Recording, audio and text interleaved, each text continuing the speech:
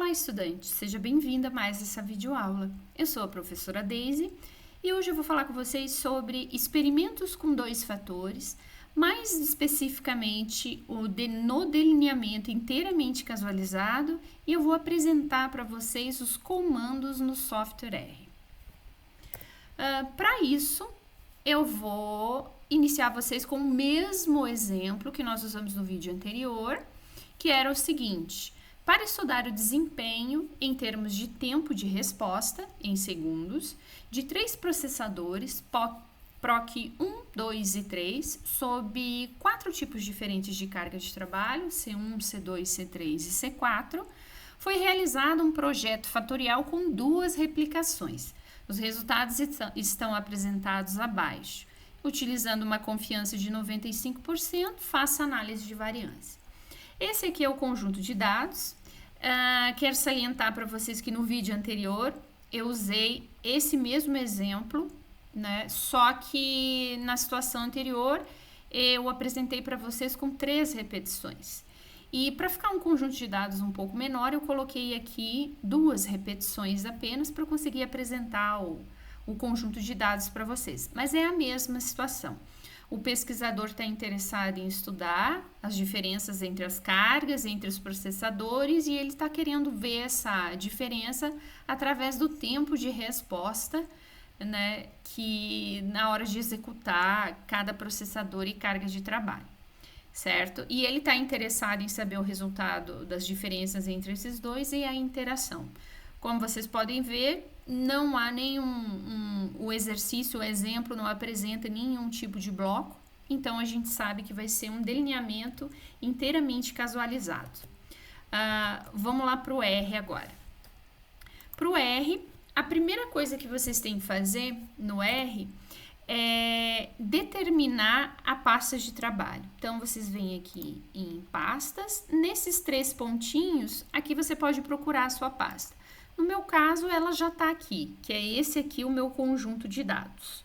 Então, eu vou definir isso aqui como a minha pasta de trabalho.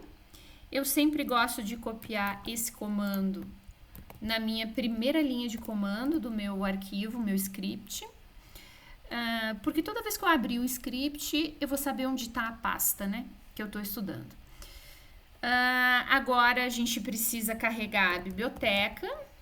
A biblioteca que a gente vai usar é a esp10.pt, então Experimental Design em português.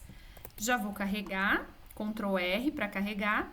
Quem não tem essa biblioteca instalada, vem aqui em Pacotes, Instalar. Aqui você já digita o nome e ele já vai aqui sugerir. Não esqueçam de deixar marcada a caixinha para instalar os pacotes dependentes junto, né? Só clicar em instalar e ok. Não vou instalar porque a minha já está instalada, né? Carregada a biblioteca, agora eu preciso carregar o conjunto de dados. Vou chamar o conjunto, né, de dados. O comando é read.table, para a gente chamar esse arquivo de dados. O meu arquivo, vou voltar aqui em Files, o meu arquivo chama dados.csv. Dados.csv. Tudo que for escrito, tudo que for em palavras tem que ser entre aspas.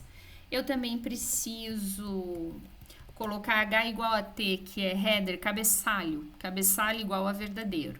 A gente não tem separador decimal, que no nosso exemplo são só números inteiros, mas caso você precisasse, você poderia usar o comando DEC, por exemplo, dizendo que o seu conjunto de dados, o separador de dados é a vírgula, ou o separador o separador decimal, né?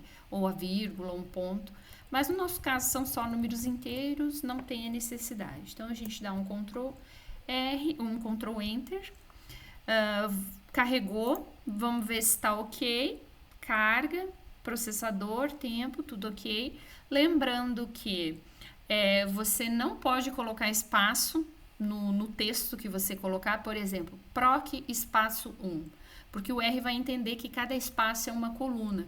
Então, ele vai te retornar um erro dizendo que na primeira linha tem mais colunas do que a segunda linha tem mais colunas que a primeira, por exemplo. Você colocar aqui, ao invés de tempo, colocar tempo, espaço de resposta. né? Então, não pode ter espaço, certo? E o ideal, nomes curtos, certo? Conjunto de dados carregado, biblioteca carregada, a gente vai executar o comando que é fat2.dbc. Eu tenho dbc, dic, porque o nosso exemplo agora é em dic. Mas se em alguma oportunidade vocês estiverem usando o dbc, seria fat2.dbc. Lembrando que até agora o que a gente estudou em sala de aula o comando era apenas dic ou dbc. Agora a gente tem o fat2 de fatorial duplo, .dic ou .dbc, certo? A gente colocando o mouse em cima da função, ele abre a janelinha ali com os argumentos. Então, nosso fator 1, nosso primeiro fator, a carga. Segundo fator, os tipos de processador. O terceiro argumento é a variável resposta, que no nosso caso é tempo. Vamos ver os próximos argumentos que a gente tem. Quali é de qualitativo, né? Então ele faz um vetorzinho, verdadeiro e verdadeiro. Significa que ele vai aplicar teste de média. Se você colocar aqui, se você tiver, né, um fator com níveis numéricos, você pode colocar aqui como falso. Ao invés de ele executar teste de média, ele vai executar regressão. mcomp é o teste de múltipla comparação. No nosso caso, a gente vou usar como exemplo o Scott Knott. Vocês podem usar Tukey também, certo? Ou algum outro, né? O próximo argumento ali é facnames. O nome dos fatores. Então, o primeiro nome é carga e o segundo nome, entre aspas, né? Processador. Vamos colocar no plural, processadores e cargas. Vamos ver se tem mais algum argumento. Significância do teste T, do teste F, tudo ok. Então, é só isso. Ctrl Enter ou aqui, o botãozinho de rodar, Run. Feito isso, a gente vai ter esta análise de variância aqui, bem grande. Então, eu vou copiar esse resultado para um arquivinho do Word para eu interpretando junto com vocês, ok? Mas, a princípio, os comandos do R que você precisaria para executar um experimento DIC com 2 fatores seriam esses. Então, no próximo vídeo eu apresento a interpretação para vocês. Até lá, tchau, tchau!